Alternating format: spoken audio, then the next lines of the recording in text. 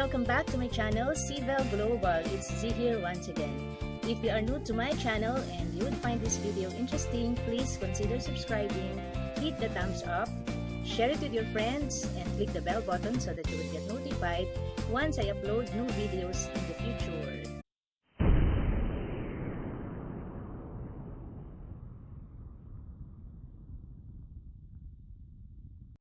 In today's vlog, ipapasilip ko sa inyo guys yung buhay ko dito sa bukid ng friend ko kung saan ako nandoon ngayon.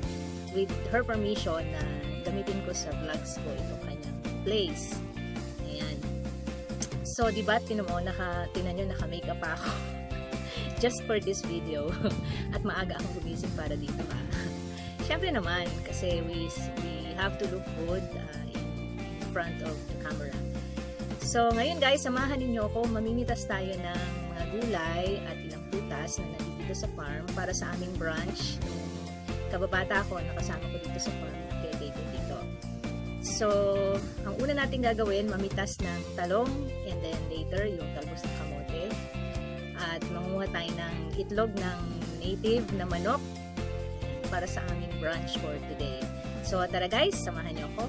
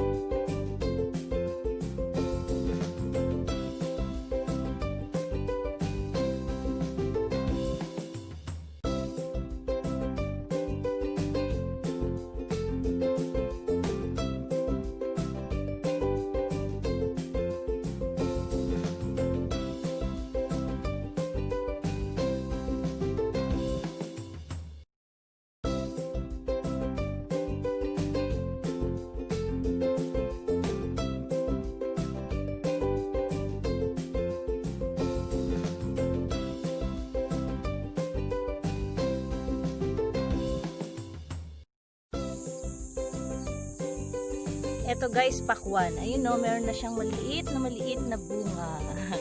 Nakakatuwa.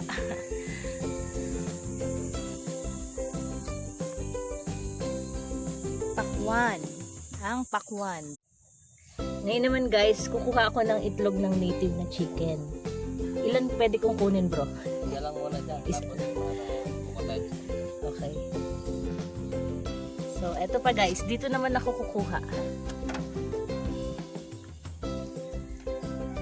3 piraso lang kasi baka hanapin ng nanay.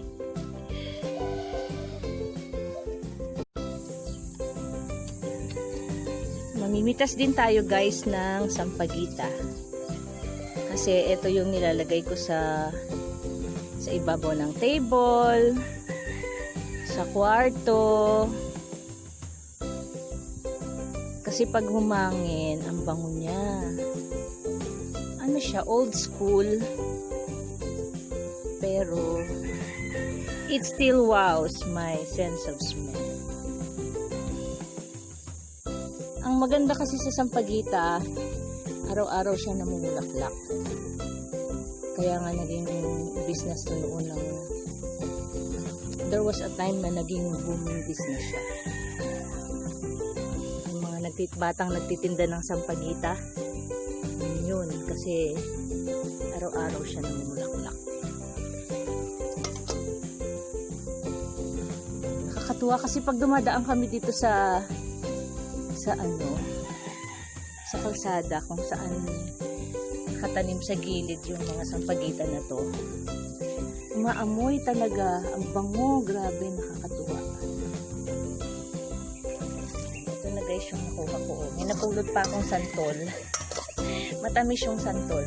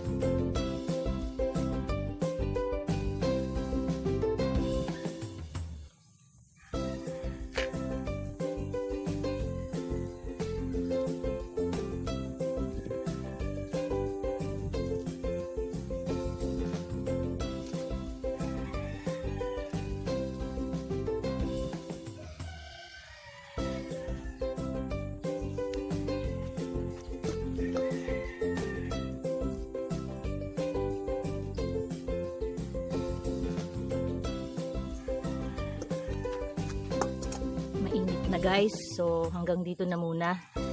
Ito na yung last na kukuhanan natin. Kasi masakit na sa balat yung init.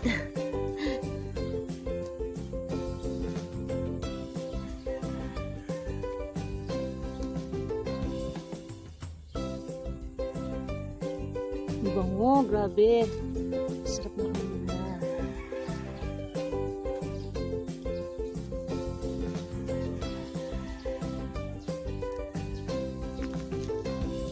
There you go. Pwede na yan. Mamaya naman, manguha naman ako ng talbos ng kamote. Meron ng 2 hinog na papaya guys. Kunin na natin. Kasi baka maunahan tayo ng ibon. Okay.